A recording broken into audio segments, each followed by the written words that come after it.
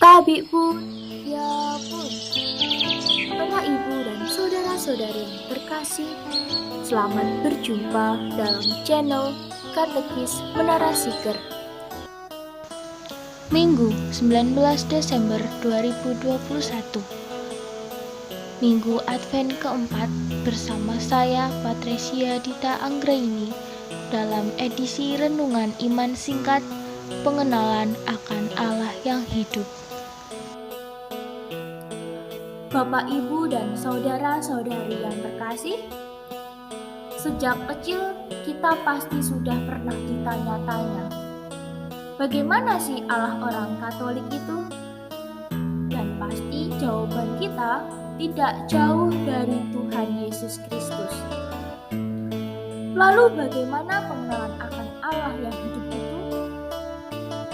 Tertulis dalam KGK artikel 40 bahwa Allah adalah maha besar dan maha baik. Karena pengetahuan kita tentang Allah itu terbatas, maka pembicaraan kita tentang Allah pun demikian juga.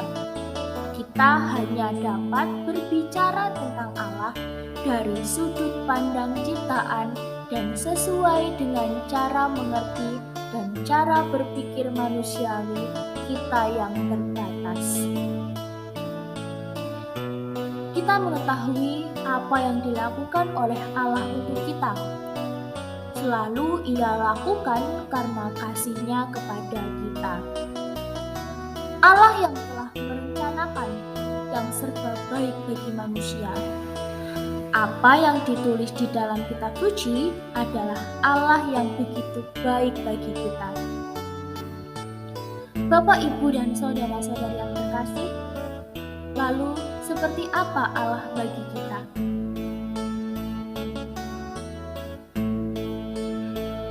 Ada 3 pokok siapa Allah bagi kita. Yang pertama, Allah penyelamat. Artinya bahwa Allah memberikan keselamatan kepada siapa saja, karena Allah memang menghendakinya agar setiap orang dapat menikmati kebahagiaan dan keselamatan yang telah Ia rencanakan.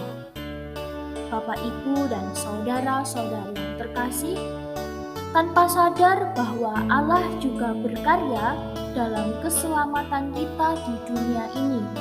Hal yang bisa kita sadari dalam kehidupan kita sehari-hari, karya Allah dalam kehidupan kita dapat kita rasakan, namun kadang kita juga tidak bisa merasakan.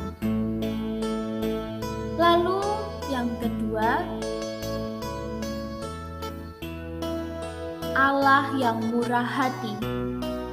Bagaimana kita mengetahui bahwa Allah begitu murah hati kepada kita?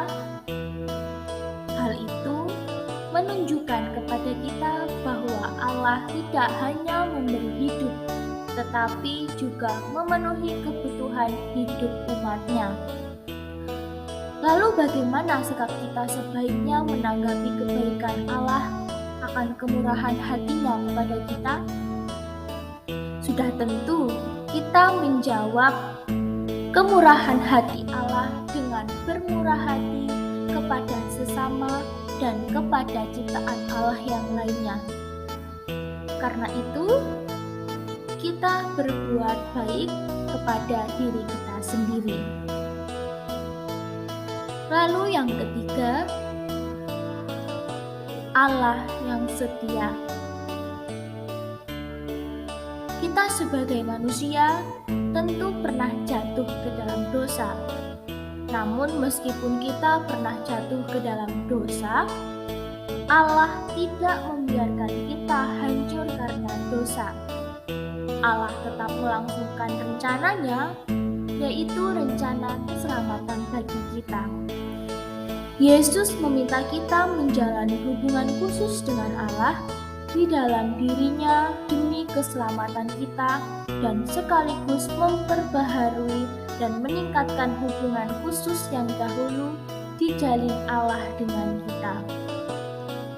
Hubungan kita dengan Allah di dalam Yesus Kristus tidak akan pernah putus.